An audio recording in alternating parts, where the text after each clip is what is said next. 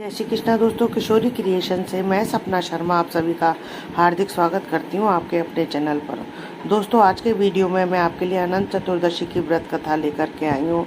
अनंत चतुर्दशी का व्रत भादव माह के शुक्ल पक्ष की चतुर्दशी या चौदस को मनाया जाता है। इस दिन भगवान अनंत की महाराज की पूजा की जाती है। अनंत भगवान जो है विष्णु भगवान का ही एक स्वरूप है। इन घरों में रोट बनाया जाता है। रोट एक विशेष प्रकार की और गरिष्ठ रोटी होती है जो अलग तरीके से बनाई जाती है। प्रत्येक समाज और परिवार में रोट बनाने की विधि व संख्या अलग अलग होती है। उनकी पूजा करके उन्हीं को खाया जाता है। सुनते हैं अनंत चतुर्दशी यानी अनंत चौदस रोट की कथा। एक गांव में एक डोकरा डोकरी रहते थे। उनके एक बेटा बहू थे।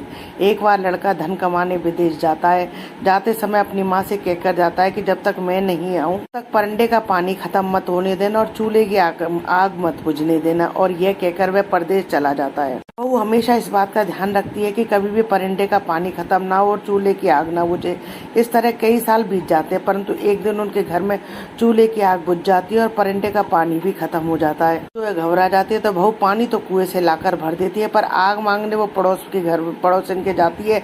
तो पड़ोसन उससे कहती है कि आज हमारे घर में भी किसी को कुछ उधार नहीं देते। तो वो पूछती है कि ऐसा क्यों, आज ऐसा क्या है जो आपके घर में से किसी को कुछ भी नहीं देते। पड़ोसन बताती है कि आज रोट चौदस है। आज हमारे घर में पूरा घर लीपा जाता है।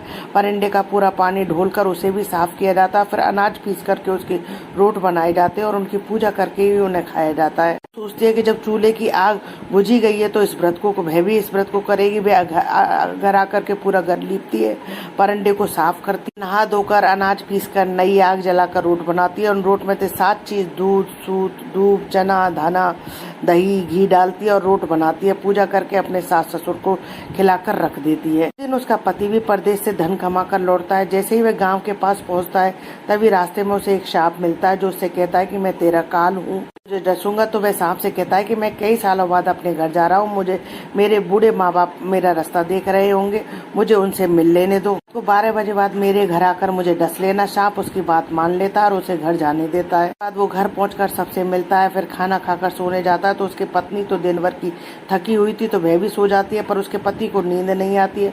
उसे पता था कि अभी 12 बजे बाद सांप आकर उसे डस लेगा। 12 बज गए। 12 बजे बाद सांप आता है तो उस बहू के पति को डसने लगता है। तो रोट में बैठे धना, चना, दूध, सूत सब कहते कि इसने बहू ने पहली बार रोट बनाए। यदि आज इसके पति को सांप ने डस लिया तो कोई नहीं पूछेगा, अतः हमें सांप को मार करके से पति की जान बचानी चाहिए। सोचकर वे सब अलग हथियारों का रूप धरकर जैसे कोई तलवार, कोई ढाल बनकर रोट में से निकलते हैं और उस सांप को मारकर वहां पड़ी एक टोकरी से ढक देते हैं। चुपचाप देखता है। उसके बाद वे सब पुनः रोट में चले जाते हैं और वह भी सो जाता है। बहू तो उठकर अपने घर के काम धंधे में लग जाती है। बेटा थोड़ी देर से उठता है तो उसके माँ बाप उससे पूछते हैं कि बेटा आज तो तू खूब सोया। अपने साथ घटी सारी घटना अपने माँ बाप से पूछता है कि कल वो जो पूजा में और खाने में क्या बनाए तो उन्होंने ही मेरी जान बचाई है।